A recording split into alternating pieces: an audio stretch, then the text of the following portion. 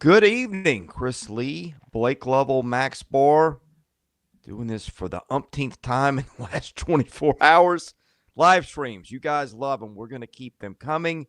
We are going to talk about all we saw in SEC basketball today, what we learned, lots to unpack here. I'll tell you what I learned, guys, right off the top. Tough to play on the road in this league. Yeah, this should not surprise anyone. My formula with our picks, and I said it in the videos, was I was going to pick one road upset, and that was it. And looks like I picked the right one. Vanderbilt beat LSU on the road, and we'll see if Texas A&M can hold serve at home against Texas. But it didn't make sense otherwise because SEC teams, as I said, were 125-2. If A&M beats Texas, they're going to be 132-3. Don't worry, guys. I got the tweet queued up. It's ready to go as soon as Texas A&M wins the game. But that's the deal. And so every year it's tough to win on the road in the SEC. But in a year like this, why wouldn't it be, right? Because you feel like the league's as strong as it's been. And we'll talk about surely some teams, clearly are a little bit separated, which we knew was going to happen. We knew there was going to be some separation right off the bat. There is. And, yeah, here we are. I think that was kind of what we learned, is that this is not unlike most SEC seasons in terms of the home teams are in a great spot, but it's just a matter of who are going to be the teams that go on the road and steal a win, and those are the teams that now all of a sudden, like a Vanderbilt, you look up and say, well, that path is a little more interesting, isn't it? So we came into today, guys, saying a lot of teams had some prove-it games. We were circling a few of them. And I think we learned a few things that we'll get into it. But I wanted to start with it hasn't updated yet. I've been refreshing KenPom. My computer probably hates me right now, but I'm going to go out and say it without even, it's not even updated yet. But I was telling these guys about it. They know what I'm going to get to. The SEC right now, well, currently, it hasn't updated the Alabama-Oklahoma game. The SEC right now has three of the top four offenses in the nation. Auburn's 1, UConn is 2, no surprise. Florida 3, Kentucky 4. Alabama's 7 right now and hasn't updated. And they just put up 100-odd points and still did not shoot very well from outside. Yeah. Probably could have been 120 if they made some threes. So I'm fully expecting Alabama to jump from 7 into that top 6, top 5. Whatever way you want to look at it, guys. Am I crazy to say this is the best offensive SEC we've ever seen?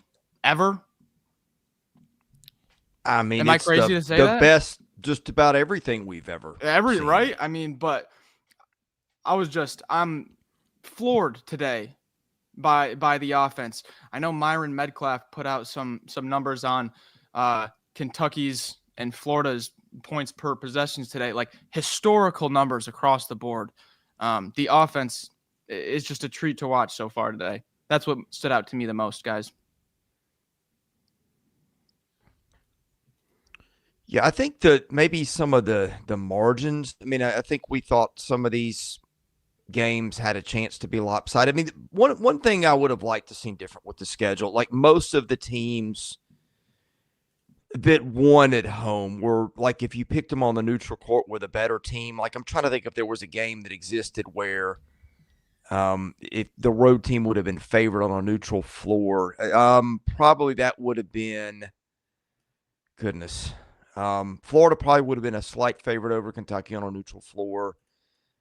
And Georgia Ole Miss was a toss-up. Vandy would have been a slight favorite over LSU on a neutral floor. So it wasn't exactly the greatest barometer. But I remember last night somebody said something about, could Auburn beat Missouri by 30? And I started thinking, man, Missouri's an awfully talented team. All the names that we know. And, it didn't end up there, right? It was a 16-point game, but if you watched it, it was more like a 30-point game most of the day. And that just goes to show you, with some of the juggernauts in the league, and then you throw them in their place, it's going to be a nightmare for a lot of teams when they go on the road this year. Blake, where do we want to start out? All right, so we have to give you the, public service announcement. If you're just joining in for the first time today, well, you've missed a lot because we've already done 3 reaction videos, and trust me, my voice, my coughing, it's going to continue because of how much we've talked over the past 24 hours now. But we've done 3 reaction videos, streams, not videos, streams today. Kentucky, Florida, Tennessee, Arkansas, Auburn, Missouri. We also talked about Mississippi State, South Carolina in one of those. You'll have to find it. I can't remember which one. I think Tennessee, Arkansas. Yeah. So we've touched on those games in pretty deep detail. So this is going to be kind of your catch-all. We're going to give you the overall perspective of the league. That's how we're going to do the Saturday night reaction streams, guys. So, yeah. So we'll talk more about Kentucky. We'll talk more about those kind of things, Tennessee's performance, all that. But if you want the full in-depth post-game reaction, you're going to get that in those streams. So you can check those out after you finish watching this. So I'll let you guys start where you want here. Let's start. Alabama, Oklahoma just ended. Let's start with that. Okay. Yeah, Max, you start us there.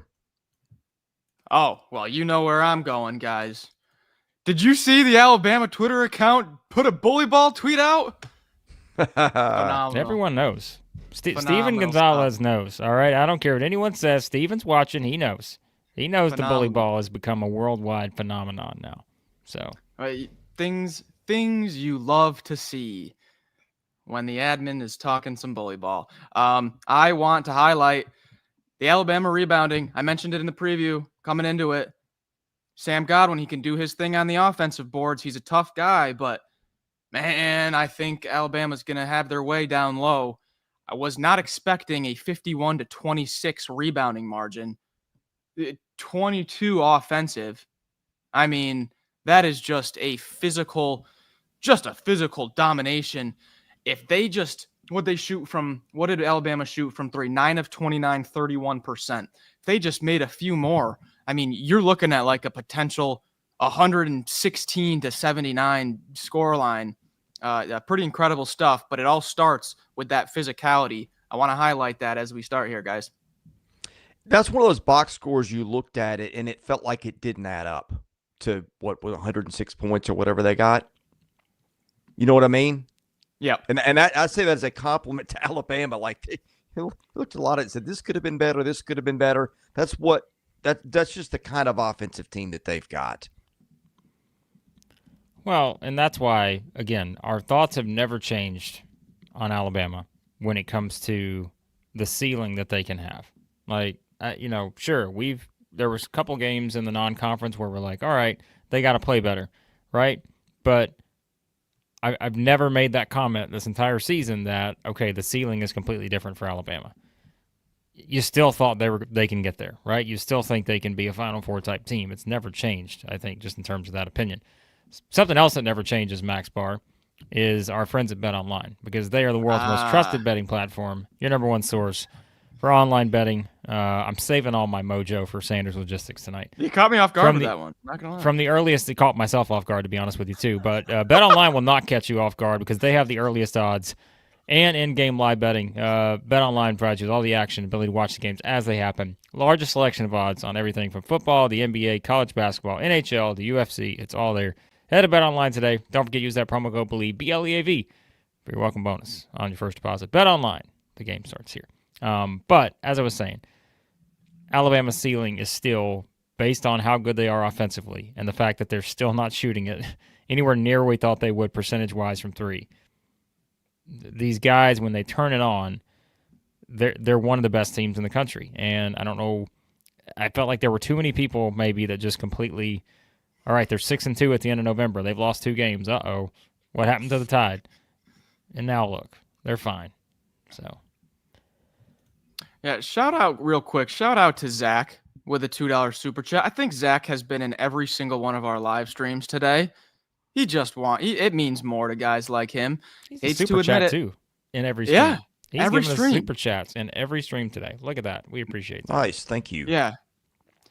Maybe listener of the day, right there. Award already, first one. Auburn fan here from Zach. Hates to admit it, but Alabama is very good.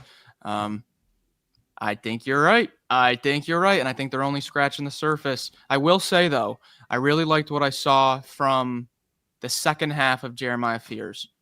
Real young kid, goes into his probably the most hostile environment of his career yet, really has a rough first half. And as you see, as Fears goes, so does the entire team.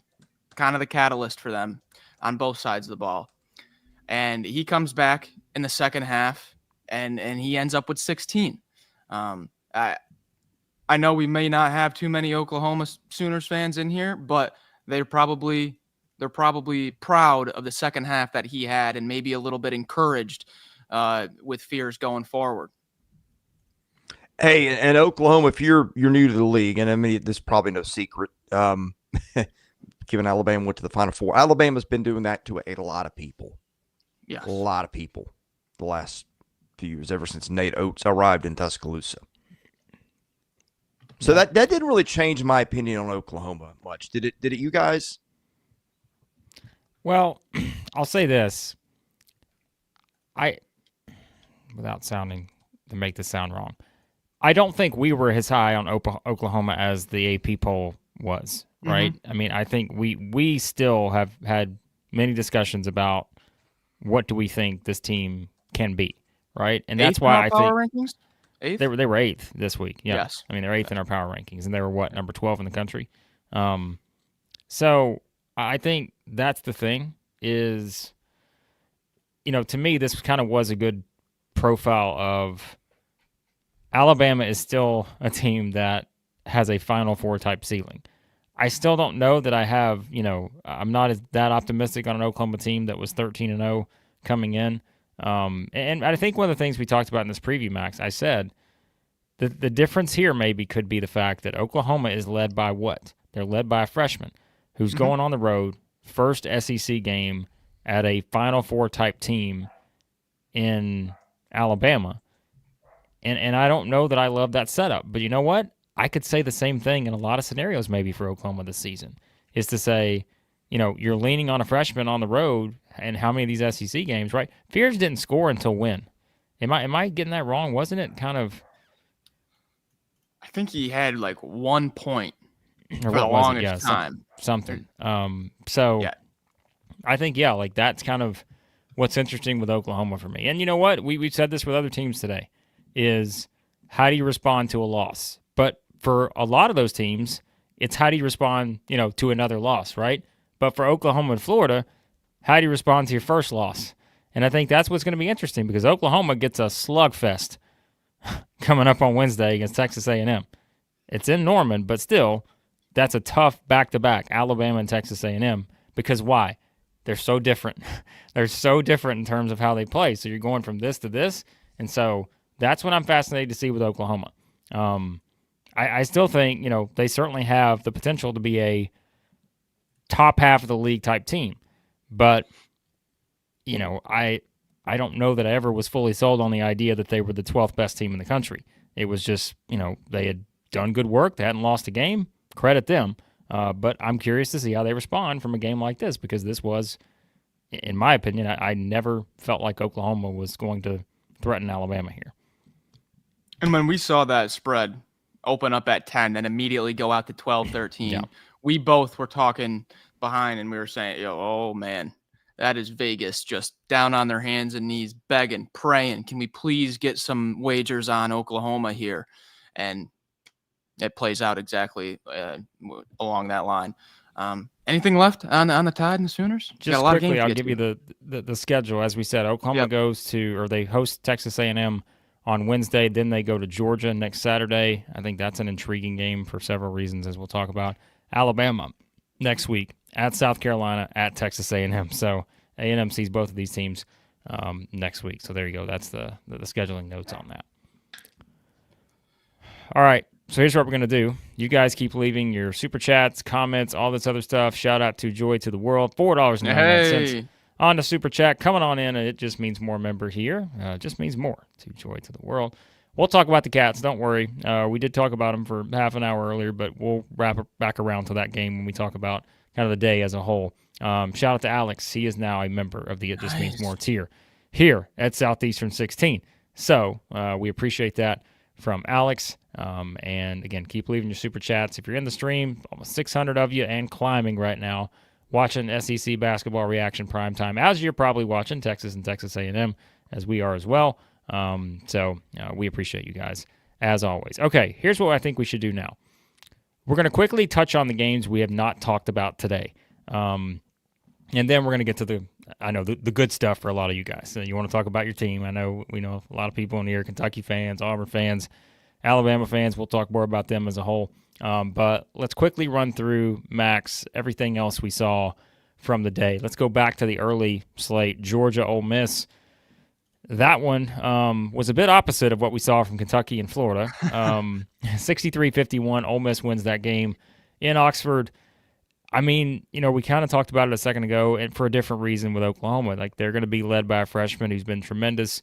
Georgia, as we mentioned, they're a young team. Go on the road, first SEC game, score 51 points, go 2 of 18 from 3, could not buy a basket, turned it over 15 times.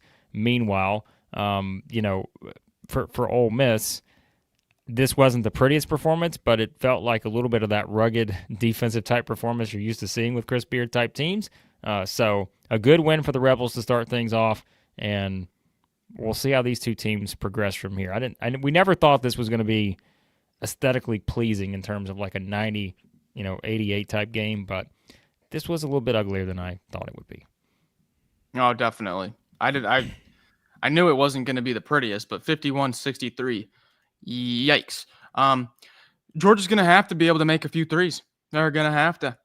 2 of 18 from 3 on the road in this league. It honestly doesn't matter who you're playing. You're at LSU, you're at South Carolina, any of these bottom teams right now in the analytics. You go 2 of 18 from 3 on the road. You're probably not going to win. I'll just be honest.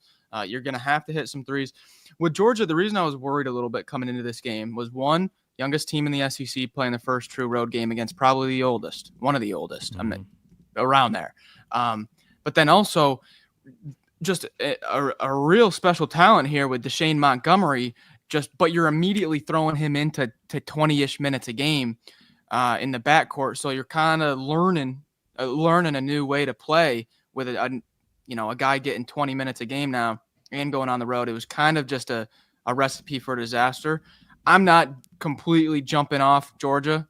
I think this was just a bad spot, and you didn't hit it. You went 2 of 18 from 3.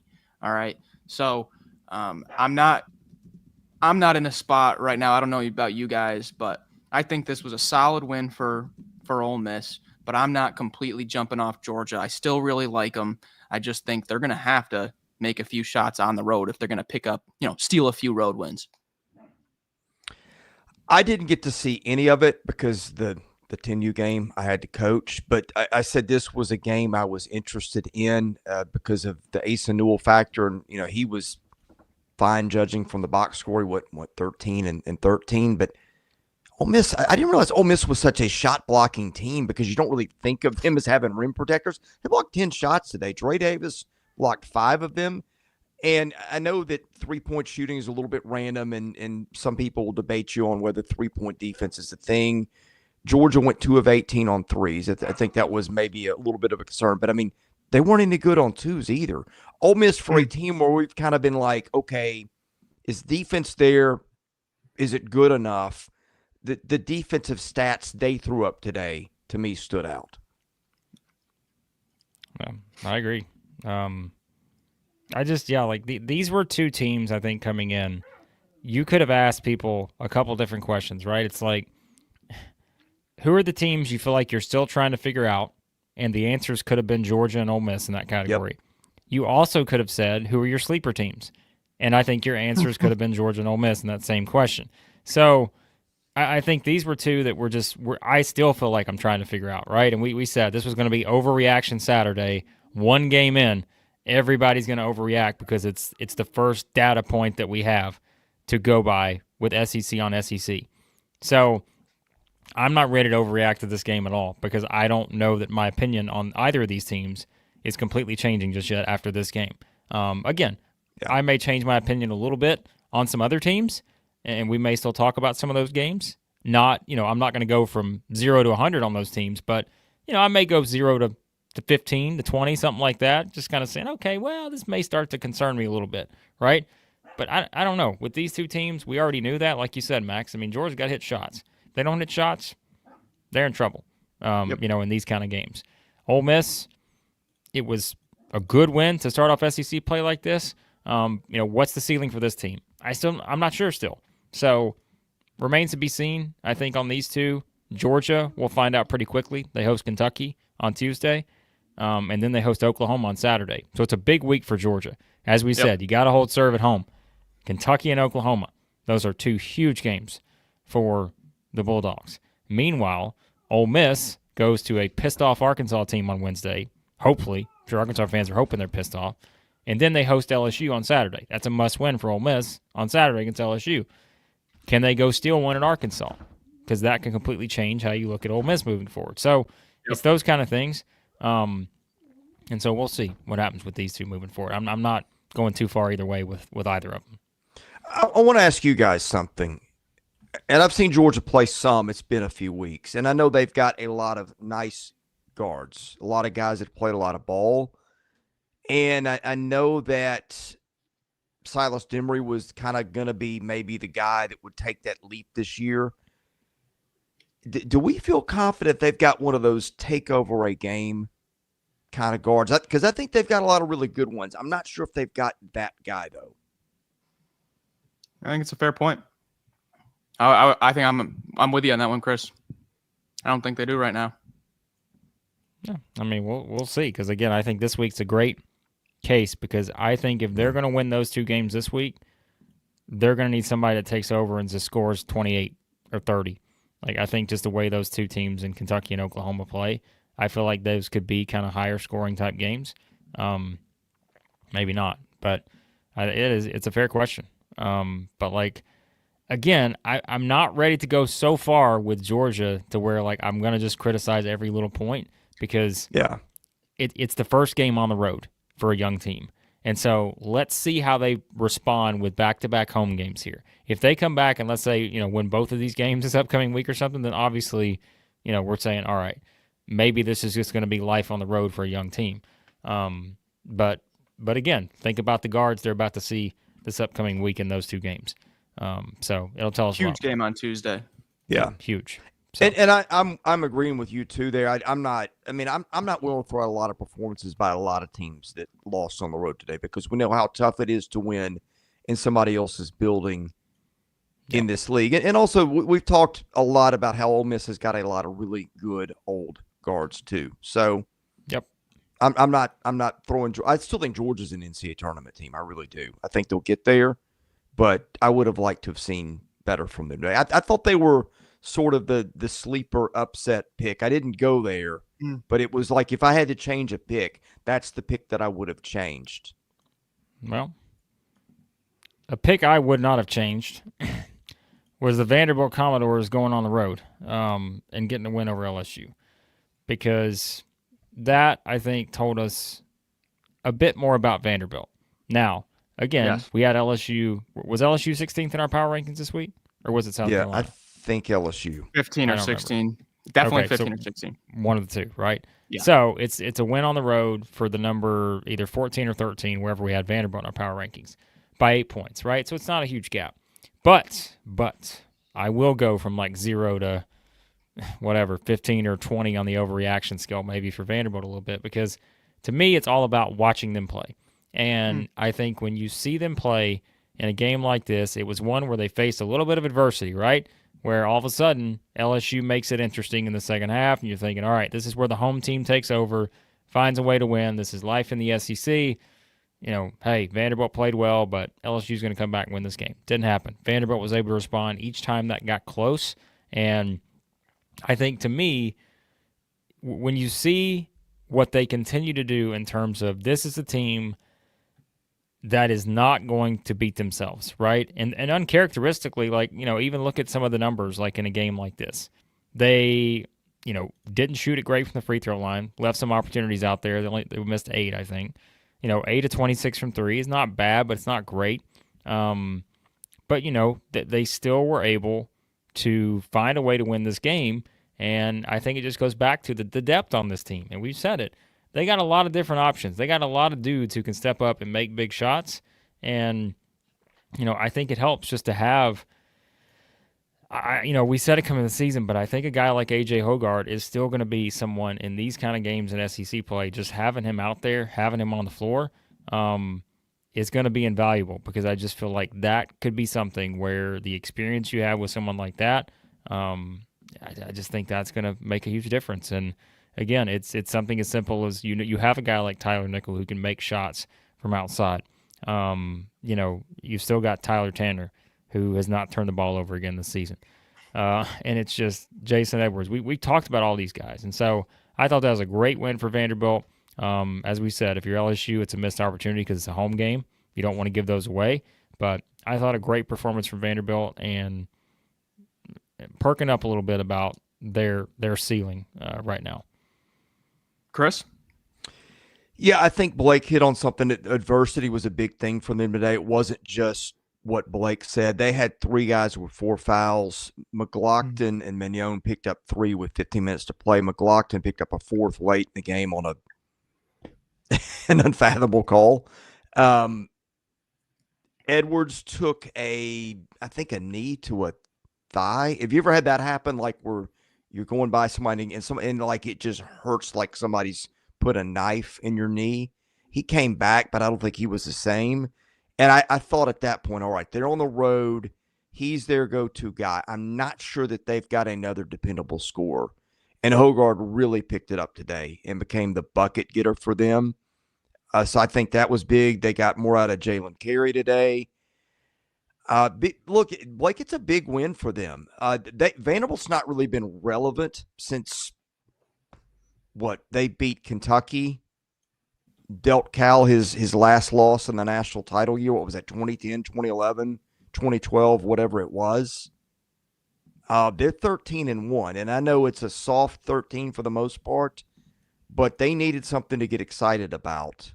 And I think going on the road and winning gave them that. And I will say this, LSU, I had concerns about. I think after Cam Carter, and I know Sears played well for them today, I just think Carter's their guy. He had a pretty nice day today, and it wasn't enough for them at home. I think that's going to be your team that's going to have a really hard time stringing enough wins together to make the tournament. Blake, I think we all kind of said that, or at least you and I did, Blake, before the game today. And after seeing them today, I really feel that way. That it's going to be a tough road for LSU. It's not like one loss is not normally disqualifying, but you just look at the league and you're like, okay, I'm not sure they can get to say 8 wins if one of them was not a win today. No, I'm not going to lie, guys. I'm not going to lie. I'm not overreacting. I might be. I don't know. But I really am worried about LSU. Really am worried. You watch this game, it's like, Cam Carter, please do something. That's it. I mean, I'm very curious about Mike Williams. Started like 10, 11, 12 SEC games last year, played like 20 minutes a game for LSU. Just he doesn't even get any minute, doesn't even get a minute now. And he was one of their 3-point shooters last year. You don't have Tyrell Ward leaves the team at the beginning of the season. You don't have Jalen Reed. You let up 17 offensive rebounds to Vanderbilt. I mean, if you don't have perimeter play and you don't have rebounding, it's going to be a tough season in this league. I hate to look at a glass half empty. I'm usually one of the most bullish, media members out there. But I'm not going to lie, guys. I'm very worried about LSU moving forward. Well, Max, I almost forgot they had Damian Collins for 19 minutes today too. We weren't sure if he was going to play.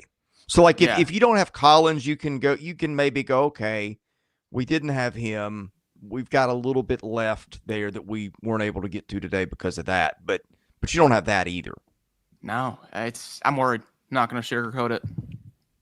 Well, as we look ahead for these two teams, Vanderbilt hosts Mississippi State on Tuesday in a very intriguing game, I think. Wow.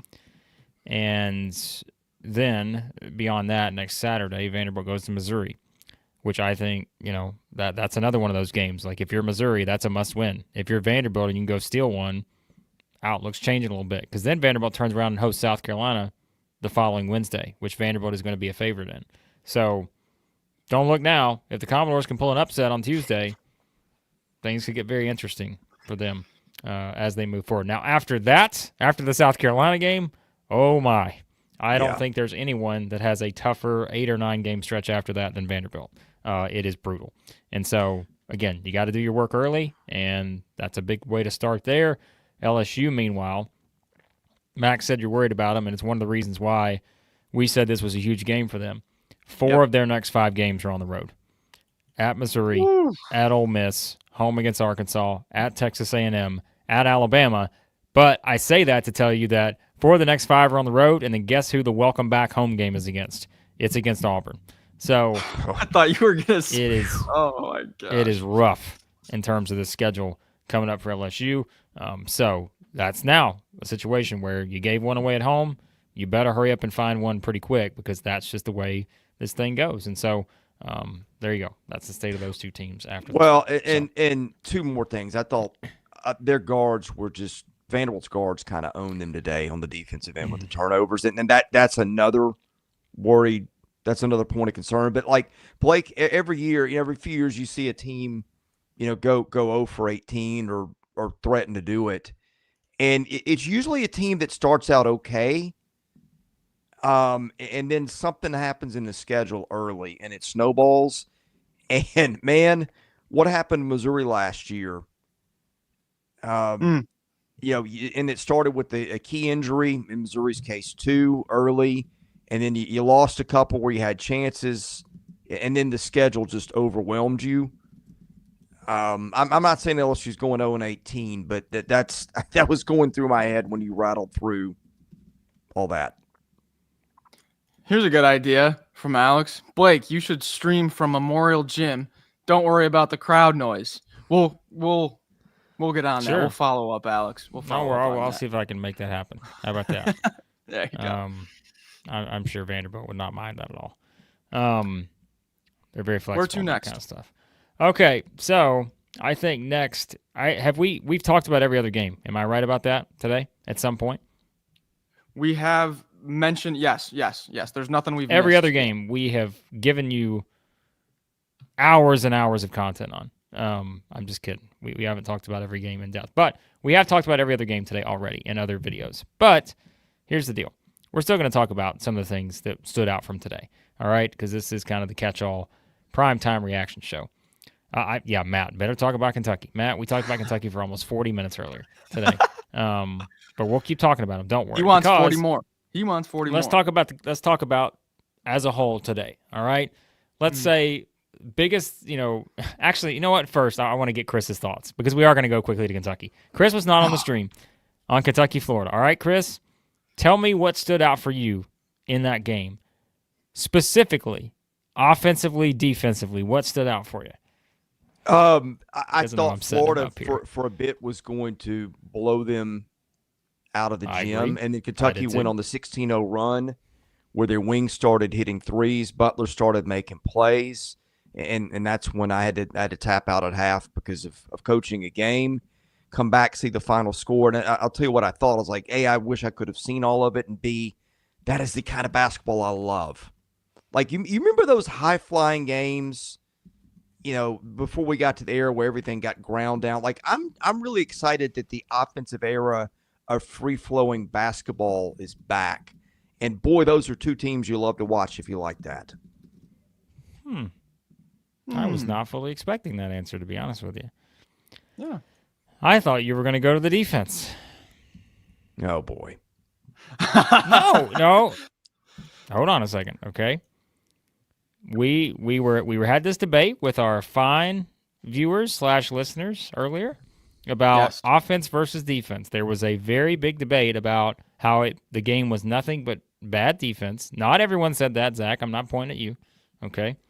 But there was a debate about how this was bad defense, and that was the bigger story than the great offense. I said this was way more about the great offense than the bad defense. Here comes Christian. He was one of them. He's going to chime in here. But I'm sorry. No one ever said that the defense was perfect. But if your biggest takeaway from that game was all about the defenses, then I think you're missing something. That's all. That's just my opinion. Because if you watch some of the stuff that was run, if you watch some of the tough shots that were hit in that game, that's what I was most impressed by. The individual performances. Guys hitting shots. Look, go back and watch the replay on one of those shots that Koby Brea hit late.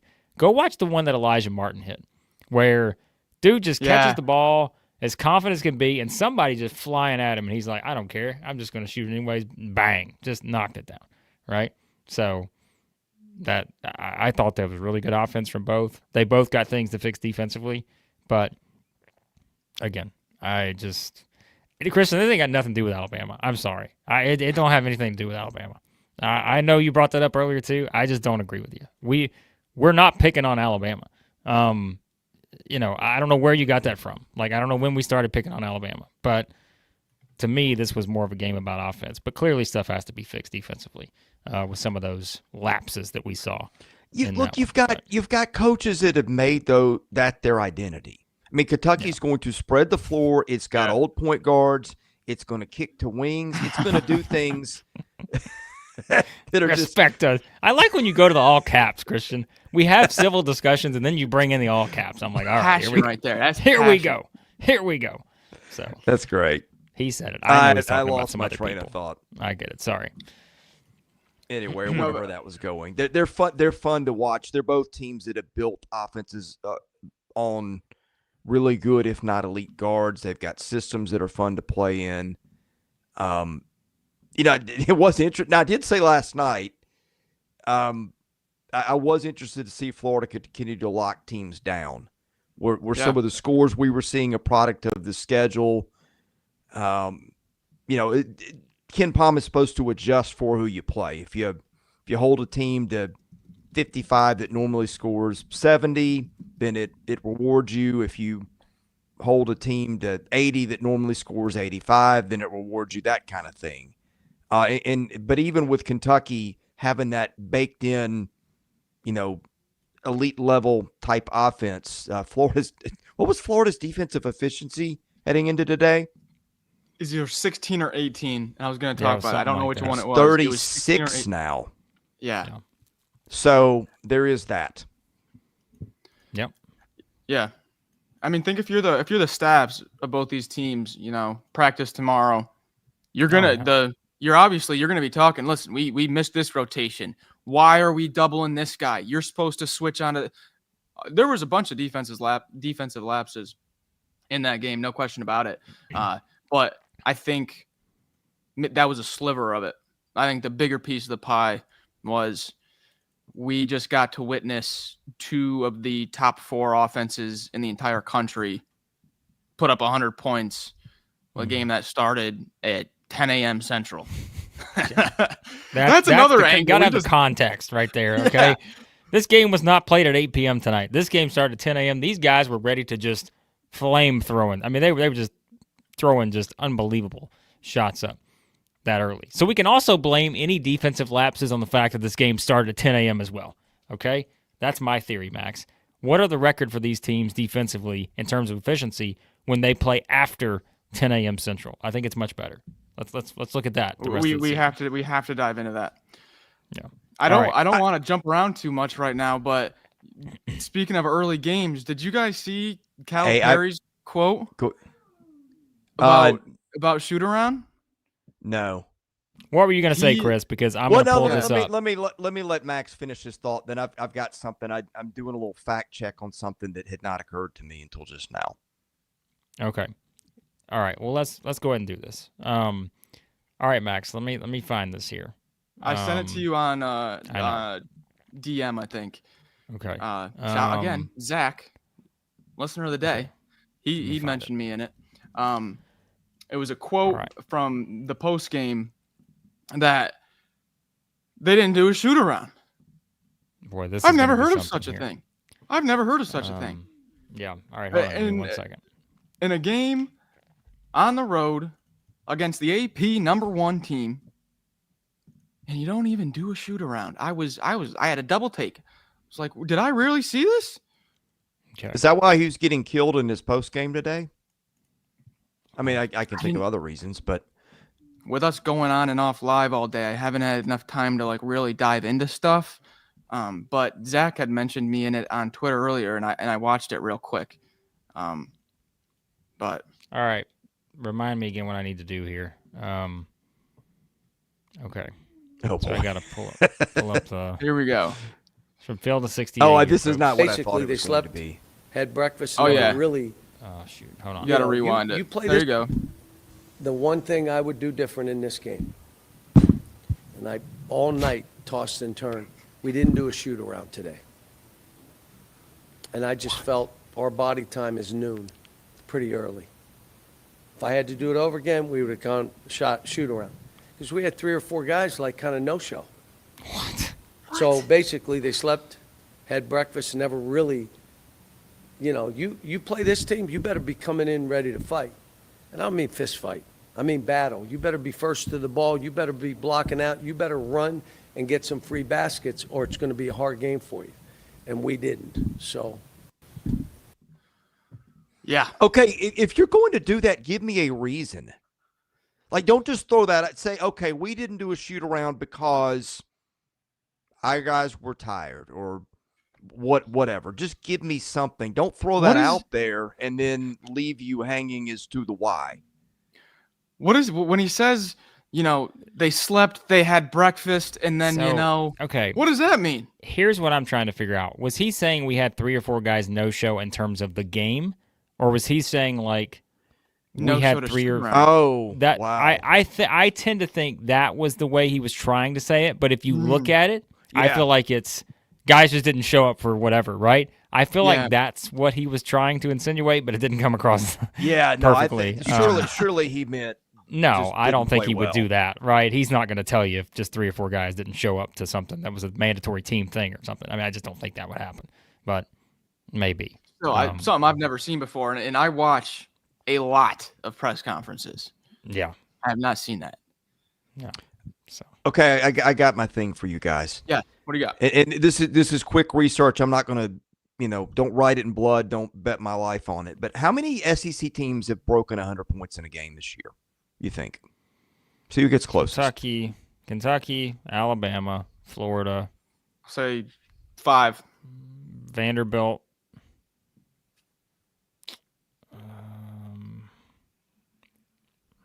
Who am I forgetting? I have no clue. I just threw a random number out. Hold there. on. 5 probably. I'm a competitor here. Hang on a second.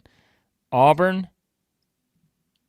Who did I Blake, say? what you're Auburn, thinking, Kentucky. Texas A&M is up by 13. Well, it looks like that's going to go down to 10 after an and one by Tremont Mark. But there's 11 minutes left, and it's a 10, 11 point lead for A&M. All right. Auburn, Kentucky. I think Tennessee hit 100 somewhere in the schedule. Auburn, Kentucky, Tennessee, Alabama, Mississippi State, I think hit 100 somewhere along the way this season. You say Florida? So how many is that? It's 5. Florida 6. Vanderbilt 7. Is Arkansas? I'd venture to say maybe not. Ole Miss, I think, scored 100 against one of those bad teams. Missouri, I know, scored 100 against Mississippi Valley State or somebody like that. 5 was Oklahoma. a terrible guess. Oklahoma, I don't think's hit that. I'm gonna say 12. Max? I said 5, but I think that's a horrible guess. Blake, you were right on it. Now, Oh. who are the 4 that didn't get it? Arkansas is one. Carolina. Oklahoma is the other. South Carolina. You're correct. You got it right. The winner. All right, who did I say? Arkansas, Oklahoma, South Carolina, and I want to say LSU may have scored 100 somewhere, but maybe they didn't. Georgia, I don't feel like Georgia's. Well, they may have though. They played. Who was it? Buffalo. Did LSU score 100? Well, LSU played Mississippi Valley State too, so they probably hit 100. Texas. Don't do that to the Delta Devils. Texas probably they played Mississippi. They didn't play Mississippi. Did they play Mississippi Valley State? Yeah, okay. They probably scored 100. A&M? Is A&M a 100-point team? I don't know. There's no way A&M scored 100. So give me Arkansas, South Carolina, Oklahoma, Texas A&M. You got 3 of the 4. Oh. You're never going to believe who didn't get there. I would have not bet in the Florida. Florida has not scored 100 points. Really? They've hit 99. They just did I don't buy today. it. Yeah, they scored 100 today. I should update the. Oh, man. Okay, so that's never mind. Unbelievable. Oh God, that was Oh, no. It doesn't count when you lose. How about You're that? trying to take my reward away from me, okay? This is my shining moment. And so you're not going to take this away from me. I was looking at all the green. When it got to the pink, I just tuned out. Okay. Oh, so that's my. 13. So you nailed it. You Unbelievable. nailed it. You nailed the 3 teams. And, Wow. yeah, South Carolina has not. Oklahoma's not. A&M's not. A&M's hit 92. This is what I get for doing this spur of the moment. Mm-hmm. Mm-hmm. But it didn't occur to me till we were doing this. Incredible. I'm In my able to pathetic overcome defense. the number computer bias of the one and only Chris Lee. Somehow, some way. Yes, but there you go. All right, let's see. We're 46 minutes in. I am giving Max the rest of the night off at 9 p.m., so he is free to roam the countryside in 15 minutes. So because of that, I want to make sure we get to some important things here. All right. So give me your team of the day. How about medal stand? Gold, silver, bronze, players and coaches. Coaches? I mean, coaches players and teams, excuse me. You can do coaches if you want. All right, you do the medal stand. I'm not good at the medal stand. Okay. There's a lot of good candidates, and I'm gonna leave one out that I think's really good. But I'm gonna go silver medal Johni Broome, 24 points, 7 boards, 4 blocks. Sorry, that's bronze. I'm gonna go silver Mark Sears, 22, 10 assists. And I'm going to go Koby Brea for the gold. I know it wasn't the best stat line of the day, but when he hit those threes was when it mattered. He was 7 of 9. And, of course, it was against Florida, which is probably in terms of who you beat the best team of the day. So that's my players. Interesting. All right. Max, are you going medal stand, or are you just going to give me an assortment? I'll get to my medals. But I got to get to my stat from earlier. KenPom updated after the Alabama game. It is official. Alabama's moved up to number 4 in the nation in offensive efficiency. So right now, as it stands on January 4th, the SEC has 4 of the top 5 most efficient offenses. Auburn at 1, Florida at 3, Alabama at 4, Kentucky at 5. Just incredible stuff. Wow. On to some awards. Okay. Team of the day. It's got to be the best team in the league at Texas A&M. I mean, they're had to get that in there. No, my team of the day. They made me look like an idiot, and I had to eat it. And Matt has been reminding me about every 15 minutes to eat it. The Cats put up 106 on a Florida team that just held the past 2 opponents to 90 total points. They put up 1.47 was their offensive efficiency. They would have scored around 147 points if there was 100 possessions in that game. Probably the best offensive performance we've seen this year. Team of the day has got to be the Cats. Player of the day, though, I'm going to go my own route here, and I am going to go Igor Milicic. Milicic has his career high in rebounds, just absolutely dominates on the glass. Someone has to give those guys an awards, and I'll do that. Igor, player of the day for me. By the way, Chaz Lanier would have been in there too. I'd like points. to. That was a I'd tough. like to update, folks, the running tally on teams that scored 100. Arkansas apparently scored 109. Oh, we did get that? Yeah, it was A&M, Oklahoma, South Carolina are the 3 that didn't. Okay, sorry. Gotcha. Just want to make sure we got that. We appreciate the $1.99 super chat from the Dance King. So, all right. Where are we at? Did you give your team and players, Max? You did. All right. Kentucky and Igor. We're at medal stand Kentucky for and teams, I think. And you for players. Well, no, wait a second. Max has already given both, correct? Okay. I haven't given my teams. Oh, sorry. I didn't know if I was supposed to do that. It's okay. No. It's okay, Max. We won't throw you off the stream just yet. Okay. But Chris, you go ahead and give yours, then I'll give all mine as well. Bronze, medal I'm stand's gonna getting go complicated. Auburn. Silver, I'll go Kentucky. Gold, I'll go Alabama. When you obliterate an undefeated team like that. Nice. With apologies to Tennessee, I mean, that was a great win. I kind of just expected anymore. You know what I mean? Wow. You guys have left a certain team off the medal stand, and I am not going to do that because give them the bronze, give them the silver, give them the gold, whatever you want to give them. But give the Mississippi State Bulldogs something because they just decimated South Carolina, Mississippi State by 35 at home in Starkville. I'm putting them on the stand. It's a crowded stand today.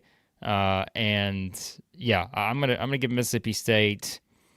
I don't know. I mean, some of these games, I'll give them the bronze. I know it's not gonna sit well, but at least I'm giving them a medal. All right. They're on the stand. We give Auburn a medal, I feel like, every day. So basically it's going to be one of those things where Auburn's telling me, you know what? Hey, we appreciate the medals, but we have no more room. So we'll come back next time. All right. Because of that, I will go. I'll go Alabama with the silver. I'm sure this is going to go over well in the chat. And I'll go whichever team wants to pay me more in super chats, Kentucky or Tennessee as the goal. So that's my caveat. The rest of this stream, whoever gives the most super chats, that's who gets the goal. That's the way listen, I'm available for bribes. So there you go. But I like it. I got to get players. Players, Chaz Lanier, gold, silver, bronze. I wanted to, speaking of Lanier, I wanted to show everybody something. Sorry if I'm taking this a different route for 1 second, but I'm going to share my screen. I need you guys to visualize this. I need you to visualize it. Just like I am. Okay, here we go. These are the KenPom Player of the Year rankings from last year. Okay? This is what we're looking at. Number 5 was Dalton Knecht. Knecht finished 5th last year in the Player of the Year standings on KenPom. We're going to go to this year. Who's number 5? Oh, I know that guy. Mm-hmm. I know that guy. He's the one that everyone said he won't be able to fill Knecht's shoes. Quite literally doing the exact thing. I wanted people to visualize that, see what I was seeing there.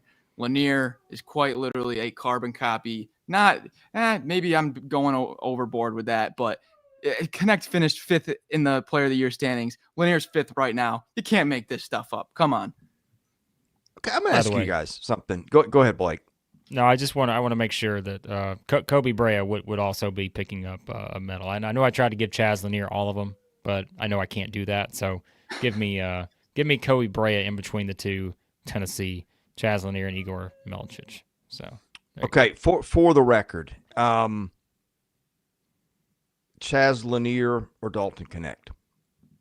I think I know how we're going to answer. Yeah, I know. But here's the other part. Supporting cast. Last year's outside of Knecht or this year's outside of Lanier? That's easy. I like this one better. Yeah. I said earlier I like better. I think I know. I knew what your answers are going to be, but that's kind of the point I was getting to. That I think that they've got a chance to do more damage this year than last year because of those dudes around him. And imagine if JP didn't get injured. And are we sure? I mean, I wouldn't totally rule out Lanier approaching that territory. I think it's unlikely. I don't know that it's impossible. What do you think?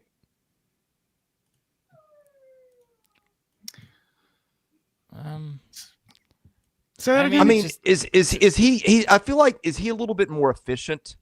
I mean, Knecht was a volume guy, and you knew it was coming. Everybody knew it was coming, and the percentages were going to suffer a little bit because of that, right? as good as Chaz Lanier has been, I cannot go there yet. Like Dalton Connect was a once in a, I don't know, like he was that good. Not saying that Chaz Lanier is not like special, but like This may sound cliche, it might be my play-by-play coming out, but I think Lanier lets the game come to him a little bit more. Or it was last year's team needed Dalton's perimeter play a little bit more than they rely on Lanier this year. There was just a lot of possessions last year where it was like, it wasn't a bad shot, because honestly, any shot Connect took last year had a chance at going in. But there was just, I don't see Lanier kind of forcing as much. I'm with. I don't think that you judge a volume score on percentages, because he's taken that shot where there's 3 defenders hanging off him and the shot clock's running down, and most people have got a 0.5% chance to make the shot. He might have a 20% chance to make the shot, but Lanier's been a good bit more efficient this year by about 5%. Which I just think makes him, and again, he's got more guys around him that can get the job done. I just think it's a very interesting dynamic. Yeah. No. All right. I know Max has got to hop off in a few minutes, but I know he does not want to do that without a certain experience in his life on a Saturday night. Oh, man. So, for that reason, we did get a super chat, $9.99 from Chris. He says, the good people at Chad L. McCluskey Heating and Air appreciate last night's ad read from myself. And he awards me a medal for that, so I appreciate it. He also says War Eagle, and he takes a shot at Anthony Robinson. Come on, Chris. But if you did miss the ad read for Chad L. McCluskey last night, it was an all-timer. But this one could top it, Max. Do you know why? Because you know who we're talking about when we do this one? Hang on, I'm getting a phone call. Who's calling me? Oh. Are they're working at 9 p.m. Central on a Saturday? Of course they are. I'm gonna let it go to voicemail. But someone's out there ready to go. Someone is sitting outside of Max Barr's house right now. And believe it or not, it's not Sam Smith. You know who it is? It is our friends at Sanders Logistics. Because when I told you guys that Max had to hop off the stream a little early tonight, you know why he had to hop off a little bit early? Because he said, guys, I'm moving. I said, are you kidding me, Max? You're moving? He said, yeah. He said, I'm out of here. You know why he's moving? You know where he's headed to?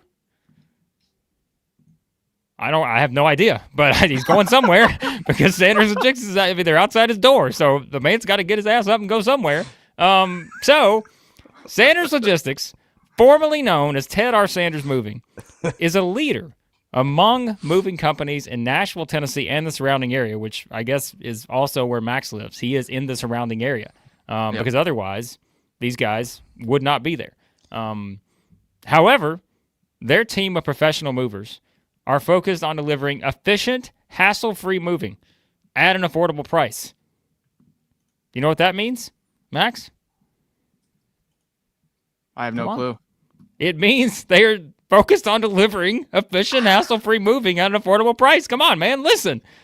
Whether you're moving across town or across the country, which Max could be, I have no idea.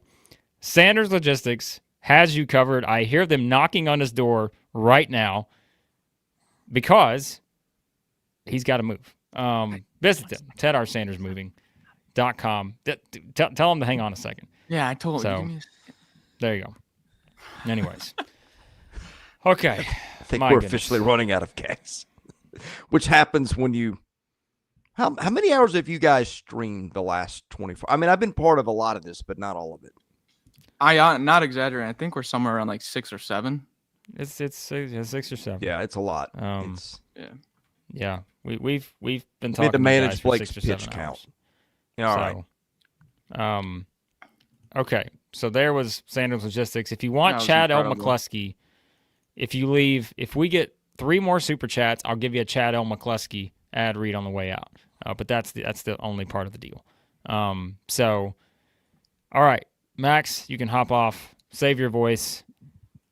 We don't know where you're going. You're going somewhere, but hopefully you're still going to be joining our live streams moving forward. Max is moving, guys. Tell him congratulations on the move. But he honestly said, you know what? At this affordable price, why would I not move? Which I don't blame him. So there you go. Hey, and to Matt, the Cats fans, and I think the Vandy fans, I also picked against you. Come let us know how much of idiots we are in our power rankings. Monday morning, live power rankings. Don't miss them. That's where you'll see me next. Over and out, boys. Hey, this is a great deal here. Matt says if Max leaves, he leaves. So I see this as a win-win. So see you later, Matt. I'm just kidding, Matt. You're going to hang around. Don't act like you're not. Hey, all right. If A&M hangs on and it's up 13 with 4 to play, did you not go unbeaten today? I believe we did. I believe that is accurate because I said my formula was we're only picking the home teams except for one and happened to pick the right road team. So, yeah. So that was, I mean, again, it's just, I think that's what you got to do. It's just you got to hold serve at home. That's what I keep saying. If we're looking for teams to make the NCAA tournament and we're talking about how great the metrics are and all that, you got to win your home games. Like, that's going to be the story. It is every year, but this year especially because of how strong the league is. So, yeah. What else from today? We talked about everything else in terms of, like, in other streams and all that. But shout out to some people who are hopping in. Holly said earlier, thank you for all the streams yesterday and today. Yes, this was a lot of fun. Our 4-hour marathon stream last night. Today, this is our 4th stream of the day. So this is what we do. Shout out to Dorina checking in. Checking in as the number 1 fan of the Vols. Hey, she's right. They're the last unbeaten. They are the only undefeated team left. T-Rob wants to take back his subscription. Roll Tide. T-Rob's not going to do that. Don't let him kid you. And Zach wants to know what his lotto numbers should be. Well, we've never been asked that before here on the stream. But here's what I think you should do, Zach. I think you should take a number from each of the SEC games today. Now, you can't obviously take anything from Kentucky and Florida, so that game's out, right? You can't do 106 as a lotto number. Or can you? I don't know what the rules are. But, go pick one from, like, the Ole Miss game. I don't know. Like, I don't remember. I don't know how the lotto works because, my lottery, Chris, is basically Max just won the lottery with Sanders Logistics. So that's the only lottery I know. Anyways. All right. What else we got? How much, and we're not going to go through it now because that would be giving it away, and you probably don't know either, but how much shuffling do you think we'll have in the power rankings Monday? Quite a bit. Yeah. Because I think the natural inclination is to overreact after one game. After game 2, we won't overreact as much. After game 3, we won't overreact as much. But like one game in, I think we're all going to overreact. It's with someone. And so will it be as simple as, hey, we're going to take all the winning teams and we're going to move them up, and we're going to take all the losing teams and move them down? Or do we say, should Florida move down a lot? How are we going to view Oklahoma? How are we going to view Arkansas after lopsided defeats on the road against really good teams, right? So I think that's going to be most interesting to me. See, where do we put Texas? Well, that's one team that might be difficult to rank, but I don't know that we'll move them as much as you think, because I feel like if you and I went 8-0 today, we've sort of already locked in some expectations. And so I don't know that anything – like what surprised you the most today? Did anything just shock you? No. I can't say there was anything that I just thought was just so surprising. No.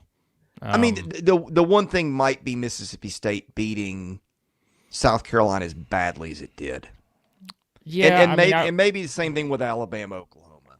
But Auburn wins by 16. It was an 18-point line. It did lead by more than that most of the game. I'm just saying, I don't know that. To me, I don't tend to move my teams a lot based on just one game. And so if nothing really astonishes you, then why are you moving teams 5 spots in the rankings when we're, 13, 14 games into the regular season? Yeah. Well, I mean, yeah, like the Mississippi State thing, I agree. Like, I wouldn't have expected it to be that big, but like you could have said best case scenario if Mississippi State plays their A game and South Carolina struggles offensively, that could happen. I was not as sold on. We did talk about it. We said we feel like there's a path for Oklahoma to make this more interesting than people think, but we always say the same thing about Alabama: is that at any time, if you're playing Alabama in Tuscaloosa, especially, and they get going, this can happen to anybody. And it was the perfect storm for an Oklahoma team that was undefeated. People were questioning them. They go in and get blown out, right? And so, I mean, yeah, that's just kind of where we are. But so I'm not stunned by anything. Even the Mississippi State South Carolina result, I'm not shocked by it, because regardless of what people think, like, I just think Mississippi State's profile right now is a 2 or 3 seed in the NCAA tournament. Yeah. So we can say what we think about them, but like that, and that's, to me, that's the difference in Oklahoma. Oklahoma's profile entering today was not a 2 or 3 seed in the NCAA tournament. It was more like a 5 seed for some people, maybe a 6, right? But Mississippi State, their profile coming in today was a 2 or 3 seed, and they went out and won by 35. So I'm not, so I think that's kind of where we are with them. The team that is going to drop just by virtue of everything around it, I think, is Florida. Because what do we have? Florida 3 last week? Yeah, they're not going to be at 3. And so now you got to move Kentucky ahead of them. You've got to move Alabama ahead, maybe Mississippi State, and then Oklahoma. Maybe. The same. Oklahoma's now, like, because when you got a 0 next to your name to the right of the dash, like there's only so low you can go, and now that's a 1. I'll be interested to see if they drop out of the AP top 25. Who? Oklahoma. I don't think it will. Oh. Probably not, just because it's the AP poll. I think they'll hold on in there, but they'll drop quite a bit. I think, well, and this is what I hate about the AP poll. Let's say that Vanderbilt was the team that was ranked because it was unbeaten, and somehow, like, that loss, so then you're in the poll, right? And somehow that loss to Drake, if that had come today rather than 2 months ago, where there's Oklahoma, you know what I mean? Yeah. Like, if Oklahoma had lost that one game way back when, would it still be ranked? Yeah, that's a fair question. This is why I don't really. This is why you and I don't really get into the AP poll, among other things. I mean, yeah, I've always been. I appreciate the AP poll. I appreciate people that do it, but like, it's not a great barometer of the best teams. I don't buy it. So it's just not. Because I've said many times, it's not possible to watch every team if you're an AP poll voter. You can't watch every team every week. You can't do it. It's not, time doesn't work that way. So, anyways, but all right, let's see what else we need to get to. This game's over between A&M and Texas. We'll probably talk more about these teams on Monday. I just thought, Chris, with this game, this was one where we wanted to see. We said it was a prove-it game for Texas, and to me, this was also about Texas A&M, because we've said they've just been way more consistent, and I think that's what you want to see from this team this year. And starting off this way, tie game at halftime, they completely dominated the second half. I haven't had the audio on, but I've been watching it, in the tab and stuff. And so I just think, again, we know that if you have good guard play, you can be really good in this league, and you can make a huge impact. And I think we just look at this group of guards they have, and knowing the type of style they're going to play. I mean, they only hit 2 threes tonight. They went 2 of 19 from 3. And that's going to happen for A&M still at times. But they know how to win. They find so many different ways to do that. They won the glass, which we would have expected in a game like this. Texas, I'm just not – I don't know. Like, again, Trey Johnson is 2 of 13 in this game. They're not going to win many games where he's going 2 of 13, right? It's just not going to happen. And I don't know. So I'm curious where we put Texas this week, to be honest with you. That's a team I'm really fascinated by where they're going to wind up, because I think they've been 12 or 13 in our rankings for a while, because for that reason, because we said we don't know where to put them. Yeah. So I don't know. But. Yeah, Texas has got issues right now. I mean, best win, St. Joe's, barely a top 100 KenPom team. NC State there too. I mean, the losses, the 3 really good teams that it's played, depending on what you think of Ohio State, I'm not really sure. It lost to Ohio State, neutral, UConn at home, back when UConn really wasn't, well, I guess was starting to play well, and now at A&M. But something hits me with this matchup as I'm looking through the lineups. Like A&M starting lineup: Solo Washington, Henry Coleman, Zurich Phelps, Wade Taylor, Hayden Hefner. 4 of the 5 guys played at Texas last year. I mean, at Texas A&M. Texas's line: Kaluma, Shedrick, Trey Johnson, Jordan Pope, Tremont Mark. Did any of those guys play at Texas last year?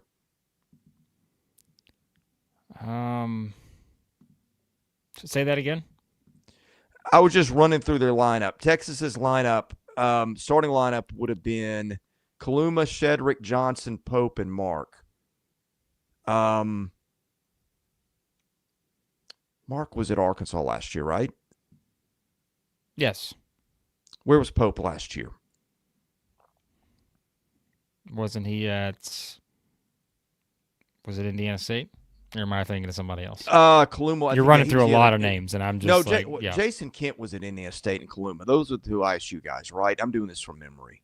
No, Kaluma's not an ISU guy. No. Who am I thinking of? Pope and Kent then. Okay. Sorry. It's getting late. Let me just get a better way to get to my point. You look at A&M's lineup, and then I'll get to the bench. It's the same thing. These are all guys that played together last year. You get to the Texas, and they're guys that were, for the most part, Trey Johnson, of course, was in high school, guys playing somewhere else. Yep. And then take it on the road. That's always the question we have. I mean, in this era, like, it's just a matter of, it's just the chemistry. We say it every year. Like, that was always the thing with Cal's teams in Kentucky. Like, you bring in all these new parts, and everybody else would kind of have sort of the same thing, but then the transfer portal era hit, and everybody's got new lineups, and you're just wondering, how's it all going to come together? And I think Texas was one of those teams, like, we just didn't know. And so, yeah, I mean, I still, again, does my opinion change that much on Texas after this game? No, because I think we were already lower on Texas than maybe some people were at this point in the season, but I don't know. So, well, when they get the first win, you got Auburn, Tennessee, both at home, but still good luck to you. Then at Oklahoma, at Florida. Yep. It's not going to be easy. KenPom has still got them 8-10. I'll have to look at their schedule. KenPom doesn't have him winning a game outright to Missouri in Game 6. Yeah. The question is, like, do you get crushed under the weight of all that? Which is not helped by the fact you didn't beat anyone out of conference. Yep. Well, I mean, I think we said that. We thought they had one of the toughest schedules, and I think when you just look at the way it plays out, I think there's no doubt about it. So, yeah, especially early on. Like, I think it was them in Georgia maybe. I don't remember exactly what we said, but some teams just got some brutal stretches early, and then, of course, the usual flip it the other way. Some teams are just, the back half is just brutal. And it's like Vanderbilt after those first 4 games just turns into just unbelievable slate of games after that. So, yeah, I mean, that's going to be the case for everybody. So, all right. I know you guys are leaving stuff in the super chat or leaving in the chat. It's not a super chat, so it's probably just kind of, there's a lot of comments. So I apologize. We haven't been able to keep up with most of them. But we did get a super chat from Mother Carol. Trying to help out my voice here. I appreciate that. $2 in the super chat. Mother Carol said she was going to charge her phone, I think. So she'll be back for the power rankings on Monday. Hopefully you guys will as well. As we said earlier, remember, we have talked about Kentucky, Florida, Tennessee, Arkansas, Auburn, Missouri, Mississippi State, South Carolina in 30-plus minute streams, I think, today individually. So you can go back and watch those after this if you want some more content. On the way out, send us some rapid-fire questions here. We'll answer them. Again, we'd appreciate if they were super chats, but hey, we like to let you guys on the way out get some things. I know some of you are asking some questions up in the chat somewhere. We just didn't catch them. So throw them in here. Next couple minutes, we'll do some rapid-fire answers, all that, and go from there. So.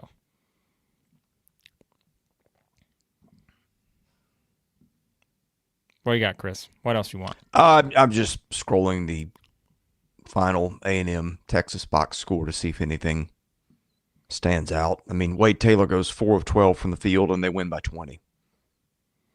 Well, I think though that's where Phelps, and that's why Max has talked Phelps about is Phelps their guy all now, season. I almost. just think that's such a big that's one of the reasons why A&M can take that next step. There's no doubt about it. Who had responsibility on Trey Johnson? Great question.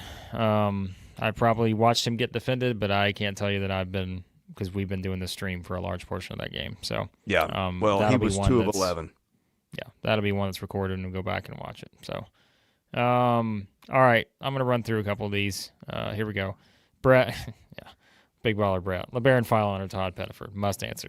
No, I don't have to answer that, Big Baller Brett. There's no winner with me answering that question. So I'll take them both. How about that? I know that's the answer you wanted. Hunter says, is Vandy the ultimate trap game for Mississippi State? 4 straight ranked teams after that. I don't think there is such a thing as a trap game. I don't. I think this year coaches are well aware of that. I just don't think there are trap games based on what the SEC has accomplished. So I just don't see it. Yeah. I will be interested to see what that atmosphere is like. I would be really interested if it were on a weekend. I mean, that gym has just been empty. Yeah. Not empty, but they're drawing 4,000 or 5,000 for non-conference games. I just think that it's been so long since they've won that fan base, which used to fill that place at every opportunity, is just half gone. So we'll see. I mean, and that's is that an 8:00 tip? I haven't looked at that at all. I have no idea. Someone can tell us in the chat. Well, I think it is. So I don't know. I don't know if I'm interested to see what that building looks like on Tuesday. We'll see. All right, Matt says most impressive performances versus most disappointing performances from today. I mean, I think we all said impressive. We gave you the gold, all that. I mean, most impressive for me and disappointing would probably be the same game. I'd say Mississippi State and South Carolina. So, and I know it's probably easy to say, well, Oklahoma or Arkansas, but I don't know. I'd probably go with that one. Even though, again, you could have expected South Carolina to lose, but I mean, maybe Oklahoma is what most people would vote just because they were undefeated and they lost by 28 on the road. So that's probably the runner-up, maybe, but that's where we're at. That's mine, Chris. I think Oklahoma would give Alabama more of a game than that. Yeah. All right, we're gonna quickly just a couple more here, guys, and then I'm gonna hop off. Mother Carol asked who votes on power rankings. It's us, me, Chris, Max. Sometimes we add in a fourth person, but usually it's just us. So, yeah, that's how our composite comes together. We did reveal the secret sauce, Sam. I mean, you guys see it. It's us. Sometimes we'll add in a fourth, but it's probably not much of a secret. We might have a fourth or even a fifth at times this year. Yeah, we just that's how we do it. So, Chris asks, is Chris Jan's the most underrated coach in the country? I mean, he's one of them. I don't think there's any question. He's always been that way, I feel like. We say that every year. So, he does a great job. Yeah, I mean, the guy just wins games. So, does a good job. All right, let's see. I'm going to scroll down a couple more. Best backcourt in the SEC or top. Oh, boy. I mean, how about this? We'll save that for. My head's going to hurt week. if we try to figure that out at this hour of the night. I mean, there's a lot of good backcourts. So, Zach, we will save that question. If we don't remember to address it the next time we do one of these type of live streams, remind me. We'll do it. So, Matt, your answer goes under the most disappointing performances. Well, you know what, Matt? That's fine because I have certainly put in my time for you guys the last couple of days. So hopefully you respect it. My answers may not be the best at this point, but all right. Alex wants to make it live from Memorial Gym. We will do that. So I'll try to make that work for you. All right. Let's see what else we have. Okay, we're out of here, Chris. There you go. All right. Had a man. You and Max. I mean, I've been on here a lot. You guys have really been killing it. I hope you'll sleep well tonight because you've earned it. The audience reception has been amazing. To be honest, I don't think we'd be putting in the time we are if as many of you are not showing up is the case. So thank you for giving us an audience and your nice comments, your super chats, all that comes with it. Anyway, we will reset Monday morning with power rankings and predictions and whatever else we think of and have the time to do. So for Max Barr, for Blake Lovell, I'm Chris Lee. God bless you. Good night. Have a great and safe rest of your weekend. You've been watching Southeastern 16 presented by BetOnline.